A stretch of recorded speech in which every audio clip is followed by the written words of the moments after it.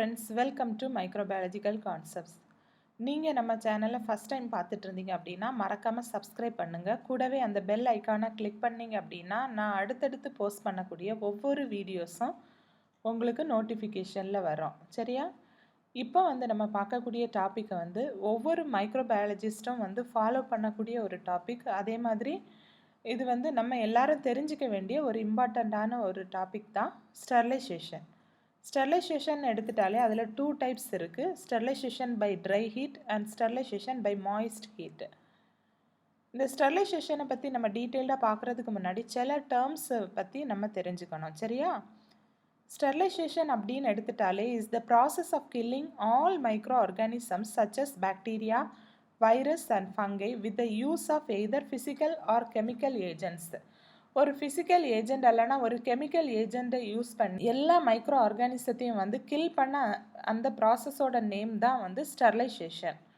Disinfection அப்படின்னு எடுத்துட்டாலே refers to the destruction of all pathogens or organisms which can cause infection but not necessarily spores. Disinfection அப்படிங்கிற அந்த ப்ராசஸோட meaning என்னன்னா, it is the destruction of all pathogens or micro organisms. நம்ம இன்ஃபெக்ஷனை cos பண்ணக்கூடிய எல்லா பேத்தோஜன்ஸையும் ஆர்கானிசத்தையும் கில் பண்ணக்கூடிய அந்த ப்ராசஸை தான் நம்ம டிஸ்இன்ஃபெக்ஷன் அப்படின்னு சொல்லுவோம். அந்த டிஸ்இன்ஃபெக்ஷன் ப்ராசஸ் ஸ்போர்ஸை ரிமூவ் பண்ணாது. மோஸ்ட்டாக all organisms may not be killed. எல்லா ஆர்கானிசமும் கில் பண்ணணும் அப்படிங்கிறது இல்லை. ஆனால் அந்த நம்பரை is reduce to a level that no longer harmful to health. நம்ம உடம்புக்கு தீங்கு செய்யாத அளவுக்கு அந்த மைக்ரோப்ஸோட நம்பரை குறைக்கிறது தான் இந்த டிஸ்இன்ஃபெக்ஷன் ப்ராசஸோட வேலை. சரியா? அடுத்ததாக நம்ம பார்க்கக்கூடியது ஆன்டிசெப்டிக்ஸ். ஆன்டிசெப்டிக்ஸ் அப்படின்னாலே உங்களுக்கு தெரிஞ்சிருக்கும், அப்படி தானே? இது கெமிக்கல் டிஸ்இன்ஃபெக்டன்ட் தான். இந்த ஆன்டிசெப்டிக்ஸை these are safe to apply on the living tissues. நம்ம ஸ்கின்னோட சர்ஃபேஸ்லேயோ இல்லைனா ஒரு அனிமலோட சர்ஃபேஸ்லேயோ அந்த இடத்துல சேஃபாக அப்ளை பண்ணக்கூடிய ஒரு சொல்யூஷன் தான் antiseptic. This use to prevent infection by arresting the growth of micro organisms. இதை எதுக்கு யூஸ் பண்ணுறாங்க? அந்த மைக்ரோ ஆர்கானிசத்தோட க்ரோத்தை ப்ரிவெண்ட் பண்ணுறதுக்கு தான் அந்த கெமிக்கல் டிஸ்இன்ஃபெக்டன்ட் வச்சு அந்த பர்டிகுலர் ஏரியாவை க்ளீன் பண்ணுறாங்க. இப்போ நார்மலாக நம்ம எடுத்துட்டோம் அப்படின்னா ஹாஸ்பிட்டல்ஸ்ல எல்லாம் போகும்போது இன்ஜெக்ஷன் போடுறதுக்கு முன்னாடியும், அதே மாதிரி இப்போ பிளட்டு ஏதாவது அனலைஸ் பண்ணுறதுக்கு எடுக்கிறாங்கன்னா அந்த பிளட் எடுக்கிறதுக்கு முன்னாடியும் அந்த பர்டிகுலர் ஏரியாவை அவங்க ஒரு ஆன்டிசெப்டிக் வச்சு க்ளீன் பண்ணுவாங்க, அப்படி தானே? அது எதுக்கு க்ளீன் பண்ணுறாங்க? அந்த ஏரியாவில் இருக்கக்கூடிய மைக்ரோ ஆர்கானிசத்தை எல்லாம் கில் பண்ணுறதுக்காக. அதுதான் ஆன்டிசெப்டிக்ஸ். இது நமக்கு யூஸ் பண்ணுறதுக்கு சேஃபானது. நம்ம இன்னைக்கு கொரோனா பீரியட் ஆனால இப்போ நிறைய எல்லாருமே மோஸ்ட்டாக ஹேண்ட் சானிடைசர்ஸ் யூஸ் பண்ணுவோம், அப்படி தானே? அந்த ஹேண்ட் சானிடைசர்ஸ் எல்லாமே ஆன்டிசெப்டிக்ஸ் தான். அடுத்ததாக நம்ம பார்க்கக்கூடியது disinfectant. A disinfectant is a chemical substance that kills microorganisms on inanimate objects such as exam tables and surgical instruments. Disinfectant அப்படின்னு எடுத்துட்டால ஒரு கெமிக்கல் சப்ஸ்டன்ஸ் தான் நம்ம இன்அனிமேட் ஆப்ஜெக்ட்ஸுக்கு மேலே அதை வச்சு வைப் பண்ணக்கூடியது. இப்போ நம்ம லேப்னு எடுத்துட்டோன்னா ஒர்க்கிங் டேபிள், சர்ஜிக்கல் இன்ஸ்ட்ருமெண்ட்ஸ், இன்னும் நிறைய நமக்கு மெட்டீரியல்ஸ் எல்லாத்தையும் நம்ம மேலே துடைப்போம் இல்லையா? துடைக்கிறதுக்கு யூஸ் பண்ணக்கூடிய அந்த கெமிக்கல் சப்ஸ்டன்ஸ் தான் டிஸ்இன்ஃபெக்டன்ஸ். இது எல்லா மைக்ரோ ஆர்கானிசத்தையும் கில் பண்ணிடும். அடுத்ததாக நம்ம பார்க்கக்கூடியது ஏசெப்சிஸ். ஏசெப்சிஸ் அந்த டேர்ம் அப்படின்னாலே absence of harmful micro organisms in living tissue. Living டிஷ்யூவில் மைக்ரோ ஆர்கானிசம் இல்லாத அந்த கண்டிஷனை தான் நம்ம ஏசெப்சிஸ் அப்படின்னு சொல்லுவோம். சரியா? Skin can never be completely ஸ்டெரைலாக இருக்காது. எப்போவுமே ஸ்கின் கம்ப்ளீட்டாக ஸ்டெரைலாக இருக்குன்னு நம்ம சொல்லவே முடியாது. ஸ்கின்னோட சர்ஃபேஸில் நிறைய மைக்ரோ ஆர்கானிசம்ஸ் இருக்கும். The inside of the body contains no bacteria and is referred to as aseptic. நம்ம உடம்போட உள்ளே பாக்டீரியா ஸ்கின்னு ஸ்டெரைலாக இருக்காது. ஆனால் ஸ்கின்னுக்கு உள்ளே இருக்கக்கூடிய நம்ம பாடி பாக்டீரியா இருக்காது. அந்த இடத்த நம்ம ஏசெப்டிக் அப்படின்னு சொல்லுவோம். சரியா? அடுத்ததாக கண்டாமினேஷன். இந்த கண்டாமினேஷன் அப்படிங்கிற இந்த டேர்மே எல்லா மைக்ரோ பயாலஜிஸ்ட்டும் காமனாக யூஸ் பண்ணக்கூடிய ஒரு டேர்ம் தான். Contamination is what occurs when there is a break in sterility or asepsis. அந்த ஏசெப்சிஸ் அந்த கண்டிஷன் இல்லாமலோ அல்லது வந்து ஸ்டெரைல் கண்டிஷன் இல்லாத அந்த ஒரு இதை தான் நம்ம கண்டாமினேஷன்னு சொல்லுவோம். Microbiological contamination refers to the accidental introduction of microbes such as bacteria, yeast, mold, fungi, virus, prions, protozoa or their toxins and byproducts. அதாவது நமக்கு மைக்ரோபயாலஜியில் வந்து கண்டாமினேஷன் அப்படின்னு எப்போ சொல்லுவோம், இப்போ ஒரு மீடியா வந்து ப்ரிப்பேர் பண்ணியிருக்கோம், அந்த மீடியாவை வந்து நம்ம ஸ்டெர்லைஸ் பண்ணிவிட்டு ஆர்கானிசம் வந்து இனாக்குலேட் பண்ணுறதுக்கு முன்னாடி பை எனி வேஸ் ஒரு ஆக்சிடெண்டலாக வந்து ஒரு பாக்டீரியா இல்லைனா ஈஸ்ட், மோல்டு, ஃபங்கை ஏதாவது ஒன்று அந்த மீடியத்துக்குள்ளே என்டர் ஆச்சுன்னா அப்புறம் அது வளர ஆரம்பிச்சிடும். அப்படி தானே நமக்கு தேவையான மைக்ரோ ஆர்கானிசத்தை டாமினேட் பண்ணிவிட்டு அது வளர ஆரம்பிக்கும். அப்போ நம்ம என்ன சொல்லுவோம், அது கண்டாமினேட் ஆகிடுச்சு அப்படின்னு சொல்லுவோம். அதுதான் நமக்கு தேவையில்லாத ஒரு மைக்ரோப்ஸ் வந்து ஒரு இதில் வளரக்கூடிய அந்த ப்ராசஸை தான் நம்ம கண்டாமினேஷன்னு சொல்லுவோம். இந்த ஸ்டெர்லைசேஷனோட ஹிஸ்ட்ரி அப்படின்னு சொல்லி எடுத்துட்டோம் அப்படின்னா 1860s வந்து லூயிஸ் பாஸ்டர், இவர் யார், ஒரு ஃப்ரெஞ்ச் கெமிஸ்ட். இவர் வந்து என்ன சொல்கிறாரு அப்படின்னா ஹியூமன்ஸுக்கும் அனிமல்ஸுக்கும் வந்து காஸ் பண்ணக்கூடிய அந்த டிசீஸை உருவாக்குறது பாக்டீரியா தான் அப்படிங்கிறத ப்ரூவ் பண்ணுறாரு. இவர் தான் வந்து மில்கில் வந்து பாஸ்டரைசேஷன் அப்படிங்கிற ஒரு டெக்னிக்கை வந்து யூஸ் பண்ணுறாரு. எதுக்கு, அந்த மைக்ரோ ஆர்கானிசத்தை வந்து மில்கில் இருக்கக்கூடிய அந்த மைக்ரோ ஆர்கானிசத்தை கில் பண்ணுறதுக்காக. அப்போ இந்த இன்றைக்கும் நிறைய நம்ம மில்க் வாங்கும்போது அதில் போட்டிருப்பாங்க பாஸ்டரைஸ்டு மில்க் அப்படின்னு சொல்லிட்டு. அப்படின்னா என்ன, அது வந்து ஒரு ஹீட்டிங், ஒரு சர்டன் டெம்பரேச்சருக்கு வந்து ஹீட் பண்ணி கூல் பண்ணி அந்த மில்கை வந்து கொடுப்பாங்க. அப்போ அதில் வந்து மைக்ரோ ஆர்கானிசம்ஸ் வந்து இருக்காது. ஸோ ஈஸியாக அந்த மில்க் வந்து கண்டாமினேட் ஆகாது. அந்த ப்ராசஸை வந்து ஃபஸ்ட்டு டெவலப் பண்ணவர் யாருன்னா லூயிஸ் பாஸ்டர். அவருக்கு நேம் வச்சு தான் அந்த டெக்னிக்கை வந்து பாஸ்டரைசேஷன் டெக்னிக் அப்படின்னு சொல்லுவாங்க. இதை நம்ம டீட்டெயில்டாக அப்புறமா பார்க்கலாம், சரியா? His theories led Joseph Lister, an English surgeon, to develop antiseptic technique for performing surgery. இவர் வந்து மில்க்குக்கு பாஸ்டரைசேஷன் டெக்னிக் வந்து டெவலப் பண்ணதுக்கு அப்புறமா தான் வந்து ஜோசப் லிஸ்டர், இவர் வந்து ஒரு இங்கிலீஷ் சர்ஜன்னா அறுவை சிகிச்சை நிபுணர்னு சொல்லுவோம் இல்லையா, சர்ஜரி எல்லாம் பண்ணக்கூடிய ஒரு டாக்டர் இவர் வந்து ஆன்டிசெப்டிக் டெக்னிக் அப்படிங்கிற ஒன்றை வந்து சர்ஜரி பண்ணும்போது கொண்டு வந்தார். என்னென்னா நல்ல ஸ்டெரைல் கண்டிஷன்லேயே சர்ஜரி வந்து பெர்ஃபார்ம் பண்ணணும் அப்படிங்கிறத.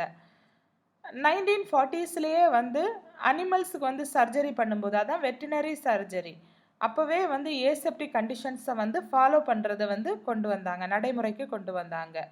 1960ஸ்லேருந்து பார்த்தீங்கன்னா surgical gowns, caps, mask, gloves எல்லாம் யூஸ் பண்ணக்கூடியதை ஒரு பழக்கமாகவே வந்து வச்சுருந்தாங்க 1960ஸ்க்கு அப்புறமா. இப்போ வந்து ஸ்டெர்லைசேஷனில் வந்து கெமிக்கல் மெத்தட்ஸ் உண்டு, ஃபிசிக்கல் மெத்தட் உண்டு. இப்போ நம்ம வந்து பார்க்குறது ஃபிசிக்கல் மெத்தட்ஸ்ன்னு எடுத்துட்டோம்னாலே அதில் ஹீட், ரேடியேஷன், ஃபில்ட்ரேஷன் அப்படின்னு 3 டைப்ஸ் இருக்குது. ஹீட்டுன்னு எடுத்துட்டோன்னா அதில் ட்ரை ஹீட் ஸ்டெர்லைசேஷன் இருக்குது, மாய்ஸ்ட் ஹீட் ஸ்டெர்லைசேஷன் இருக்குது. ரேடியேஷன்னா நான் அயனைசிங்கும் இருக்குது, அயனைசிங் ரேடியேஷனும் இருக்குது. ஃபில்ட்ரேஷன் அப்படிங்கிறதுல டெப்த் ஃபில்டர் யூஸ் பண்ணுவாங்க, மெம்பரேன் ஃபில்டர் யூஸ் பண்ணுவாங்க, ஏர் ஃபில்டர் யூஸ் பண்ணுவாங்க. இப்போ ட்ரை ஹீட்டுக்கு நிறைய எக்ஸாம்பிள் கொடுத்துருக்காங்க. Red heat, flaming, incineration, hot air அவன், இது எல்லாமே ட்ரை ஹீட் ஸ்டெர்லைசேஷனில் வரக்கூடியது. மாய்ஸ்ட் ஹீட் ஸ்டெர்லைசேஷனில் வரக்கூடியதுன்னு பார்த்தோன்னா அதை 3ஆக பிரிச்சுருக்காங்க. Temperature below 100 degree, temperature at 100 degree and temperature above 100 degree. அது எல்லாமே அந்த இதுக்குள்ளே கொண்டு வந்திருக்காங்க. அதுக்கப்புறம் வந்து ரேடியேஷனில் வந்து 2 டைப்ஸ் இருக்குது, நான் அயனைசிங் அண்ட் அயனைசிங் ரேடியேஷன். அந்த நான் அயனைசிங்கில் வந்து யூஸ் பண்ணக்கூடியது வந்து ஐஆர் ரேஸ், அதாவது இன்ஃப்ராரெட் ரேஸும் அல்ட்ரா வயலட் ரேஸும். அயனைசிங் ரேடியேஷனில் யூஸ் பண்ணக்கூடியது எக்ஸ் ரேஸும் காமா ரேஸும், சரியா? இப்போ நம்ம ஸ்டெர்லைசேஷன் பை ஹீட்டை வந்து நம்ம டீட்டெயில்டாக பார்க்கலாம். Heat is the most practical, reliable and inexpensive method of sterilization. நம்ம ஸ்டெர்லைஸ் பண்ணுறதுக்கே யூஸ் பண்ணக்கூடிய ஒரு இம்பார்ட்டண்ட்டான ப்ராக்டிக்கல் மெத்தடு, இன்எக்ஸ்பென்சிவ் மெத்தட்னு எடுத்துட்டோம்னாலே அது ஹீட் ஸ்டெர்லைசேஷன் தான். It is used for sterilization of objects and materials that can withstand high temperature. நல்ல ஹை டெம்பரேச்சரை வந்து டாலரேட் பண்ணக்கூடிய ஆப்ஜெக்ட்ஸையும் மெட்டீரியல்ஸையும் தான் நம்ம வந்து ஹீட் ஸ்டெர்லைஸ் பண்ணுவோம். The process is more effective in hydrated state where under conditions of high humidity, hydrolysis and denaturation occur. Thus lower heat input is required. இப்போ பார்த்தீங்கன்னா, இந்த ப்ராசஸ் வந்து ஹைட்ரேட்டட் ஸ்டேட்ல வந்து ரொம்ப எஃபெக்டிவா இருக்கும். ஆனா, ஹை ஹியூமிட் கண்டிஷன் ஈரப்பதம் எல்லாம் ஜாஸ்தியா இருக்கக்கூடிய அந்த ஹியூமிட் கண்டிஷன்ல ஹைட்ராலிசிஸும், டீநேச்சுரேஷனும் வந்து நடக்கும். உள்ள இருக்கக்கூடிய அந்த மெட்டீரியல்ஸ்க்கு. ஸோ, நம்ம வந்து லோவர் ஹீட் இன்புட் வந்து நம்ம குடுத்தா போதும். அதே இது ட்ரை ஸ்டேட்ல இருக்கும்போது, ஆக்சிடேட்டிவ் சேஞ்சஸ் வந்து நடக்கும்போது, ஹை ஹீட் இன்புட் வந்து நம்ம குடுக்கணும். சரியா? இப்போ வந்து பார்த்தீங்கன்னா, இந்த ஸ்டெரிலைசேஷன வந்து can be applied only to the thermostable products. Heat வச்சு குடுக்கும்போது, தெர்மோ லெபைல் ப்ராடக்ட்ஸ் வந்து நம்ம குடுக்க முடியாது. அப்படிதானே? தெர்மோஸ்டேபிள் அப்படின்னா என்னது? டெம்பரேச்சர வந்து டாலரேட் பண்ணக்கூடிய அந்த ப்ராடக்ட்ஸுக்கு தான் நம்ம ஹீட் ஸ்டெரிலைசேஷன் வந்து குடுப்போம். இப்போ பார்த்தீங்கன்னா, மாய்ஸ்சர் சென்சிட்டிவ் மெட்டீரியல்ஸ்க்கு வந்து ட்ரை ஹீட் ஸ்டெரிலைசேஷன் குடுப்போம். டெம்பரேச்சர் பார்த்தீங்கன்னா 160 to 180 டிகிரி சென்டிகிரேட். அதே இது மாய்ஸ்சர் ரெசிஸ்டன்ட் மெட்டீரியல்ஸை வந்து மாய்ஸ்ட் ஹீட் ஸ்டெரிலைசேஷன் மூலமா நம்ம ஸ்டெரிலைஸ் பண்ணுவோம். டெம்பரேச்சர் வந்து 121 to 134 degree centigrade. The efficiency with which the heat is able to inactivate microorganisms is depend upon the degree of heat, the exposure time and the presence of water. நம்ம இப்போ ஹீட்டை பற்றி தான் பார்க்குறோம், அப்படி தானே? அப்போது அந்த எஃபிஷியன்சி, ஹீட்டோட எஃபிஷியன்சி எதுக்கு? மைக்ரோ ஆர்கானிசத்தை இன்ஆக்டிவேட் பண்ணக்கூடிய அந்த ஹீட் எஃபிஷியன்சி எதை பேஸ் பண்ணி இருக்கும்? நம்ம எவ்வளவு டிகிரி ஹீட்டு கொடுக்குறோம், எவ்வளோ எக்ஸ்போஷர் டைம் கொடுக்குறோம், அதே மாதிரி எவ்வளோ வாட்டர் இருக்குது, இதை பேஸ் பண்ணி தான் அந்த மைக்ரோ ஆர்கானிசத்தை அது எப்படி எந்த அளவுக்கு எஃபெக்ட் அந்த ஹீட் வந்து இன்ஆக்டிவேட் பண்ணுது அப்படிங்கிறத நம்ம தெரிஞ்சுக்கலாம். இந்த presence of water, much lower temperature and time exposures are required to kill microbe than in the absence of water. வாட்டரோட ப்ரெசன்ஸில் பார்த்தீங்கன்னா லோவர் டெம்பரேச்சர் அண்ட் டைம் எக்ஸ்போஷரே போதும். எதுக்கு? மைக்ரோ ஆர்கானிசத்தை கில் பண்ணுறதுக்கு. அதே இது வாட்டர் இல்லை அப்படின்னா ஹை டெம்பரேச்சரும் ஹை டைம் எக்ஸ்போஷரும் வந்து வேணும் ஒரு மைக்ரோப்ஸை கில் பண்ணுறதுக்கு.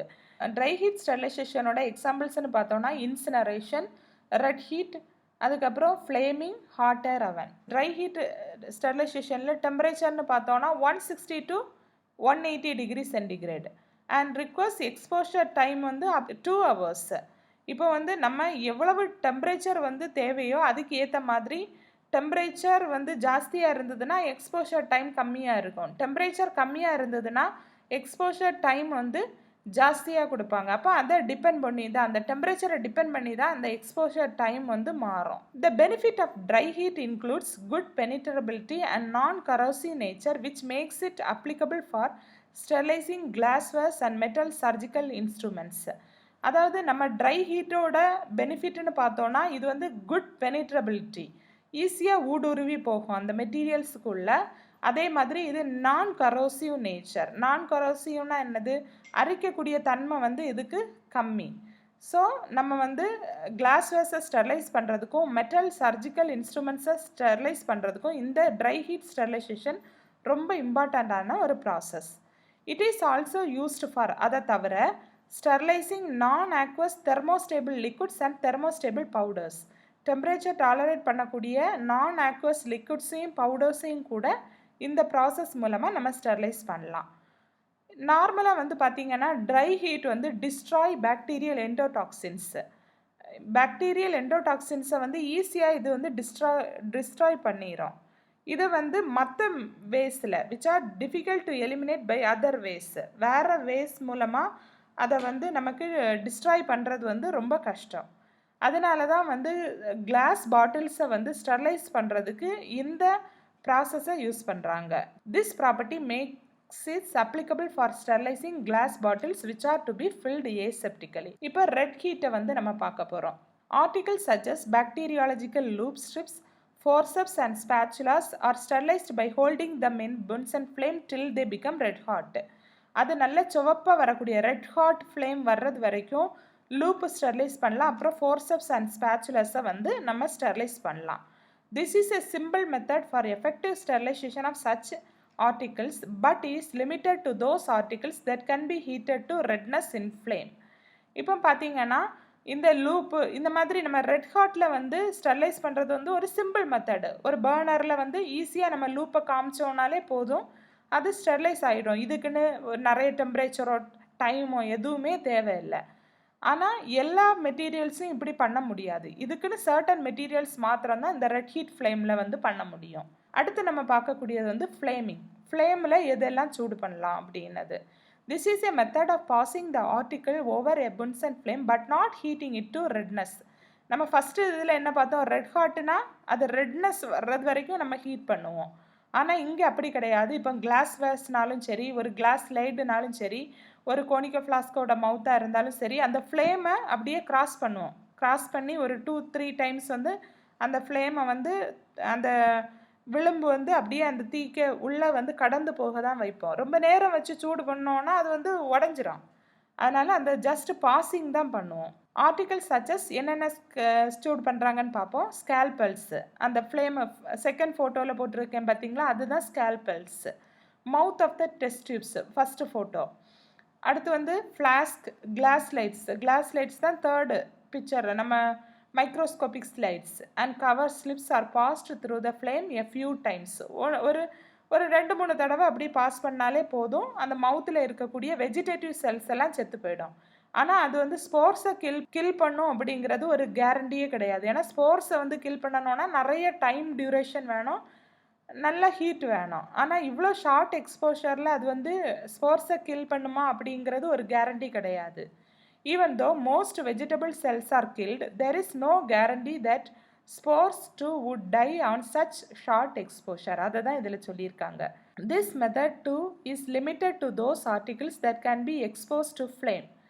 அந்த ஃப்ளேம் இதுவும் அதே மாதிரி தான், ரெட் ஹாட்டை மாதிரி சில சர்டன் மெட்டீரியல்ஸ் மாத்திரம் தான் ஃப்ளேமில் காட்ட முடியும். அப்படின்ன ஆர்டிகிள்ஸ் மட்டும்தான் நம்ம இதில் காமிக்க முடியும். ஏன்னா ரொம்ப நேரம் காமிச்சா கிராக்கிங் ஆஃப் கிளாஸ்வேர் வந்து அக்கர் ஆகலாம். அடுத்தது நம்ம பார்க்கக்கூடியது incineration. This is a method of destroying contaminated material by burning them in incinerator. இது என்ன மெத்தடு? Destroying contaminated material. அந்த கண்டாமினேட் ஆன மெட்டீரியலை வந்து இன்சினரேட்டரில் போட்டு எரிப்பாங்க. எதையெல்லாம் எரிப்பாங்க? Articles such as soiled dressings. Soiled ட்ரெஸ்ஸிங்ஸ்னால் இந்த பேஷண்ட்ஸுக்கெல்லாம் இப்போ வூண்டெல்லாம் இருக்குதுன்னா அதை சுற்றி வந்து பேண்டேஜ் போடுவாங்க, அப்படி தானே ட்ரெஸ்ஸிங் பண்ணுவாங்க. அப்போ அதில் இந்த பிளட்டு, அந்த வூண்டோட பஸ்ஸு, இதெல்லாம் இருக்கும் இல்லையா, அதெல்லாமே வந்து எரிப்பாங்க. அதுக்கப்புறம் எதை எரிக்கலாம்? அனிமல்ஸோட வேஸ்ட்டு, அந்த கர்காசஸ் எல்லாத்தையும், அதோட ஸ்கின்னு அந்த மாதிரி பட்டது. அதுக்கப்புறம் பேத்தாலஜிக்கல் மெட்டீரியல்ஸ், சில பேத்தோஜெனிக் மெட்டீரியல்ஸ் எல்லாத்தையுமே எரிக்கலாம். அதே மாதிரி நிறைய பெட்டுக்காக எல்லாம் போடக்கூடிய அந்த மாதிரிப்பட்ட வேஸ்ட் மெட்டீரியல்ஸ் எல்லாத்தையுமே தேவையில்லை, நமக்கு திருப்பி தேவையே இல்லை அப்படிங்கிறத எரிக்கலாம். சரியா? This technique results in the loss of the article, hence is suitable only for those articles that have to be disposed. இப்போ நம்ம எரிக்கும் போது அந்த ஆர்டிகிள் வந்து நமக்கு திருப்பி கிடைக்காது. இப்போ நம்ம ஒரு துணியை போட்டு எரிக்கிறோன்னா அது நம்ம திருப்பி துணி கிடைக்குமா? கிடைக்காது. ஸோ நமக்கு எதெல்லாம் வேண்டாமோ அதை மாத்திரம் தான் நம்ம வந்து டிஸ்போஸ் பண்ணக்கூடிய மெட்டீரியல்ஸை மாத்திரம் தான் தீயில போட்டு எரிக்க முடியும். அதே இது பாலிஸ்டைரீன் மெட்டீரியல்ஸை வந்து நம்ம எரிக்கும் போது அது வந்து டென்ஸ் ஸ்மோக்கை வந்து நிறைய புகையை வந்து எமிட் பண்ணும். ஸோ அதனால் வந்து நம்ம இந்த புகை நிறைய வர்றதுனால இந்த பாலிஸ்டைரீன் மெட்டீரியல்ஸை வந்து நம்ம இன்சினரேட் பண்ணக்கூடாது. இப்போ ஃபஸ்ட்டு இருக்கிற ஃபோட்டோ பார்த்தீங்கன்னா பெட்ரி கேனும், அந்த பெட்ரி கேனுக்குள்ளே எப்படி பெட்ரி பிளேட்டை வச்சு ஸ்டெர்லைஸ் பண்ணுறாங்க ஹாட் ஏர் அவனில் அப்படிங்கிறது தான் நம்ம பார்க்க போகிறோம். அதே மாதிரி பிப்பெட்ஸையும் வந்து இந்த பிப்பெட் கேன் ஃபஸ்ட்டு இருக்குது, இப்போ செகண்டில் மேலே இருக்கிறது வந்து பிப்பெட் கேன். அதை வச்சு தான் அந்த பிப்பெட்ஸை உள்ளே வச்சு நம்ம கிளாஸ் பிப்பெட்ஸை ஸ்டெர்லைஸ் பண்ணுவோம். கீழே வந்து பார்த்தீங்கன்னா ஃபோர்செப்ஸ் இருக்குது, சிசர்ஸ் இருக்குது. இதுவுமே வந்து நம்ம ஹாட் ஏர் அவனில் வந்து ஸ்டெர்லைஸ் பண்ணலாம். சரியா? கடைசியாக பார்க்கக்கூடிய பிக்சர் தான் வந்து ஹாட் ஏர் அவனோட பிக்சர். இப்போ வந்து நம்ம ஹாட் ஏர் அவனை பற்றி டீட்டெயில்டாக பார்க்கலாம். இந்த மெத்தடை வந்து இன்ட்ரடியூஸ் பண்ணது வந்து லூயிஸ் பாஸ்டர் தான். Articles to be sterilised or expose to high temperature. என்னென்ன நம்ம ஸ்டெர்லைஸ் பண்ணுறோமோ அதை ஹை டெம்பரேச்சருக்கு ஸ்டெர்லைஸ் பண்ணணும். அதாவது 160 டிகிரி சென்டிகிரேடுக்கு 160 டிகிரி சென்டிகிரேட் கொடுத்தோன்னா 1 hour டியூரேஷன் வந்து நம்ம இந்த ஓவனுக்குள்ளே வைக்கணும். Articles to be sterilised or expose to high temperature 160 degree centigrade for duration of 1 hour in an electrically heated oven. Since air is poor conductor of heat, even distribution of heat throughout the chamber is achieved by a fan. இந்த ஏர் வந்து ஹீட்டுக்கு ஒரு poor conductor ஆனால நம்ம உள்ளே வந்து நமக்கு heat வந்து ஈவனாக வந்து டிஸ்ட்ரிபியூட் ஆகணும்னா அந்த சேம்பருக்குள்ளே வந்து ஒரு ஃபேன் வந்து ஃபிட் பண்ணியிருப்பாங்க. ஸோ அந்த ஹீட் வந்து எல்லா இடத்துலையும் வந்து ஈவனாக வந்து டிஸ்ட்ரிபியூட் ஆகிட்டே இருக்கும். ஸோ உள்ளே இருக்கக்கூடிய அந்த மெட்டீரியல்ஸும் ஈவனாக சூடாகிட்டே இருக்கும். The heat is transfer to the article by radiation, conduction and convention. இந்த ப்ராசஸ் மூலமாக தான் வந்து அந்த ஹீட் வந்து உள்ளே இருக்கக்கூடிய அந்த மெட்டீரியல்ஸுக்கு படும். Radiation, conduction and convention process மூலமாக. The oven should be fitted with a thermostat control. அதுக்குள்ளே என்ன இருக்கும்? ஒரு தெர்மோஸ்டேட் கண்ட்ரோல் வச்சுருப்பாங்க. டெம்பரேச்சர் கண்ட்ரோல் நாப் இருக்கும். அதே மாதிரி டெம்பரேச்சர் வந்து எவ்வளவு இருக்குது அப்படிங்கிறது நமக்கு தெரிகிறதுக்காக ஒரு இண்டிகேட்டர் இருக்கும். அப்புறம் மெஷ்டு ஷெல்ஃப்ஸ் அப்படின்னா என்னது? உள்ளே வந்து மெஷ்ஷு மாதிரி ஒரு அரிப்பு மாதிரி ஷெல்ஃப்ஸ் எல்லாம் வச்சுருப்பாங்க. அப்போ தான் வந்து நமக்கு ஓட்டையாக இருக்கும் அந்த ஷெல்ஃப்ஸில். அப்போ தான் நமக்கு ஈஸியாக ஹீட் ஆகும். And must have adequate insulation. நல்ல இன்சுலேஷனும் நல்ல பாதுகாப்பும் இருக்கும். சரியா? இதெல்லாம் இருந்தால் தான் அந்த ஹாட்டர் அவனை வந்து நம்ம ஆப்ரேட் பண்ண முடியும். என்னென்ன ஸ்டெர்லைஸ் பண்ணலான்னு பார்க்கலாம். Metallic instruments like forceps, scalpels, scissors. Forceps பண்ணலாம், ஸ்கேல்பெல் பண்ணலாம், அப்புறம் சிசர்ஸை வந்து ஸ்டெர்லைஸ் பண்ணலாம். அப்புறம் கிளாஸ் வேஸில் வந்து petri dish, pipettes, flask, glass syringes எல்லாத்தையுமே வந்து ஸ்டெரைல் பண்ணலாம்.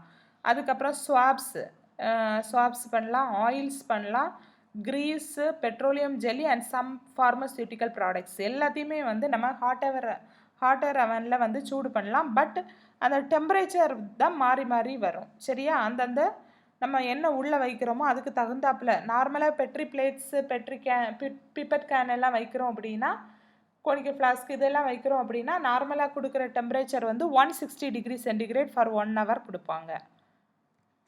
அடுத்ததாக வந்து இந்த ப்ராசஸ்ன்னு நம்ம பார்த்துட்டோன்னா, articles to be sterilized must be perfectly dry before placing them inside to avoid breakage. அந்த உள்ளே வந்து வைக்கும்போது ஈரத்தோடு நம்ம வந்து வச்சோம் அப்படின்னா அது வந்து பிரேக் ஆகுறதுக்கு வாய்ப்பு இருக்குது. ஸோ அதை நல்லா ட்ரை பண்ணணும். நம்ம ஒரு கோனிக்கல் ஃப்ளாஸ்க் வச்சாலும் சரி, எதை வச்சாலும் நல்லா ட்ரை பண்ணி தான் நம்ம வந்து உள்ளே வைக்கணும். அப்போ தான் நமக்கு பிரேக்கேஜ் வராமல் பாதுகாக்க முடியும். Articles must be placed at sufficient distance so as to allow free circulation of air in between. எல்லாத்தையும் ஒன்று போட்டு நெருக்கி வைக்கக்கூடாது. கொஞ்சம் இடம் அதுக்கு இருக்கிற மாதிரி வச்சு தான் நம்ம உள்ளே வைக்கணும். அப்போ தான் வந்து கரெக்டாக நமக்கு உள்ள சூடு கிடைக்கும் எல்லாத்துக்கும் ஈவனாக. அடுத்தது பார்த்தீங்கன்னா, mouth of the flask, test tubes and both ends of the pipettes must be plugged with cotton wool. அந்த ஃப்ளாஸ்கோட மவுத்து, அப்புறம் டெஸ்ட் டியூபு, அப்புறம் பிப்பட்டோட போத் எண்ட்ஸ் எல்லாத்தையுமே வந்து நல்லா வந்து நம்ம காட்டன் வூல் வச்சு நல்லா ப்ளக் பண்ணி தான் வைக்கணும். Articles such as petri dishes and pipettes may be arranged inside metal canisters and then placed. நான் ஆல்ரெடி சொன்ன மாதிரி பெட்ரி டிஷ்ஷெல்லாம் சும்மா வைக்க முடியாது. பெட்ரி டிஷ்ஷு, பிப்பட் எல்லாம் அதுக்குரிய கேனில் வந்து வச்சு தான் உள்ளே வைக்க முடியும். Individual glass articles must be wrapped in kraft paper or aluminium foils. வேறு ஏதாவது நம்ம கோனிக்கல் ஃப்ளாஸ்கோ ஏதாவது நம்ம வந்து உள்ளே வைக்கிறோம் அப்படின்னா அதை கிராஃப்ட் பேப்பர்லேயோ இல்லைனா அலுமினியம் ஃபாயில்லையோ நல்லா ரேப் பண்ணி தான் பொதிஞ்சு தான் உள்ளே வைக்கணும். அடுத்து அந்த ஸ்டெர்லைசேஷன் சைக்கிள் அப்படின்னு பார்த்தோன்னா, this takes into consideration the time taken for the articles to reach the sterilisation temperature, maintenance of the sterilization temperature for a defined period and the time taken for the articles to cool down. நம்ம வந்து ஒரு இந்த sterilisation process ஆரம்பிக்கிறதுக்கு முன்னாடி இதெல்லாம் ஞாபகத்தில் வச்சுருக்கணும். இப்போ நம்ம உள்ளே வைக்கக்கூடிய அந்த ஆர்டிகிள்ஸ் வந்து எந்த ஸ்டெர்லைசேஷன் டெம்பரேச்சரில் வைக்கணும், அதே மாதிரி எவ்வளவு ஹோல்டிங் டைம். 160 டிகிரி வச்சோன்னா 2 hours உள்ளே வைக்கக்கூடாது, 1 hour தான் வைக்கணும். அப்போ அந்த கரெக்டான அந்த டியூரேஷன் டைம் வந்து வைக்கணும். எவ்வளவு அந்த டைம் அந்த கூல் ஆகுறதுக்கு எவ்வளவு டைம் டியூரேஷன் வந்து நமக்கு ஆகும் அப்படிங்கிறத நமக்கு தெளிவாக தெரிஞ்சிருக்கணும். Different temperature time relations for holding time. அதாவது 160 டிகிரி சென்டிகிரேடு டெம்பரேச்சர் வந்து கொடுத்தோம் அப்படின்னா 60 minutes. 170 டிகிரி சென்டிகிரேட்னா டெம்பரேச்சர் கூடுது, அப்போ 40 minutes டியூரேஷன் போதும்.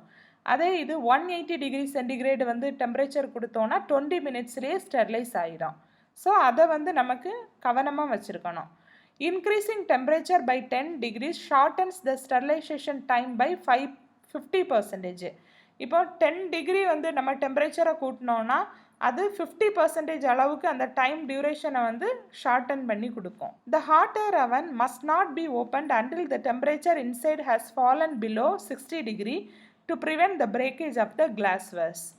நம்ம இப்போ உள்ள 160 டிகிரி சென்டிகிரேடில் வந்து 1 hour வச்சு முடிஞ்ச உடனே நம்ம ஹாட் ஏர் அவனை ஓப்பன் பண்ணணும் அப்படின்னா உள்ளே வச்சுருக்கிற கிளாஸ் வந்து எல்லாமே உடஞ்சி போயிடும். ஏன் அப்படின்னா உடனே வந்து நம்ம கூல் பண்ண முடியாது. அதுவாக இருந்து அந்த டெம்பரேச்சர் வந்து 160லேருந்து 60 டிகிரி வர்ற வரைக்கும், அதுதான் வெளியே கண்ட்ரோல் இருக்குது இல்லையா, எவ்வளோ டெம்பரேச்சர் உள்ளே இருக்குது அப்படிங்கிறத நமக்கு வெளியே மானிட்டர் பண்ணலாம். அந்த இதில் பார்த்துட்டு 60 டிகிரிக்கு கீழே வந்த பிறகு தான் நம்ம அந்த ஹாட் ஏர் அவனை ஓப்பன் பண்ணி நமக்கு உள்ள தேவையான அந்த கிளாஸ் வெஸ்ஸை எடுக்க முடியும். இந்த ப்ராசஸோட அட்வான்டேஜஸ்ன்னு பார்த்தோன்னா, it is an effective method of sterilisation of heat stable article.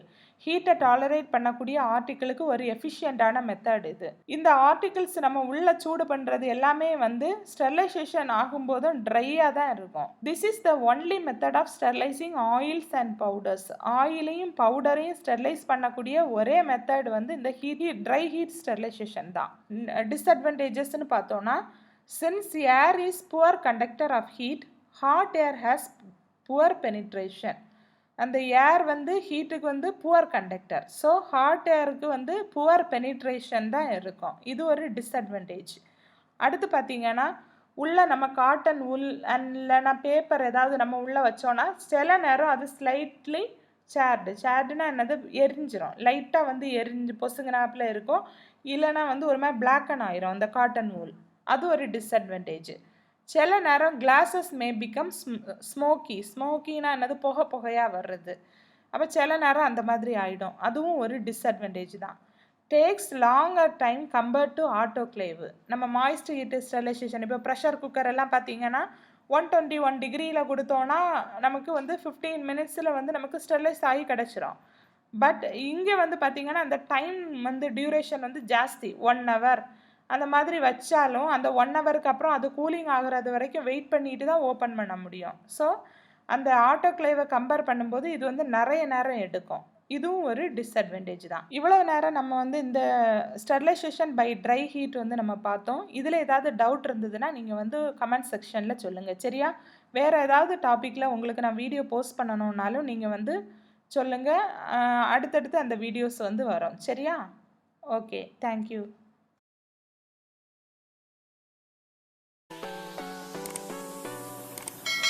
If you like this video, please don't forget to subscribe, share, like and click the bell button. If you have any more doubts, you can write your doubts in the comment section below. Thank you.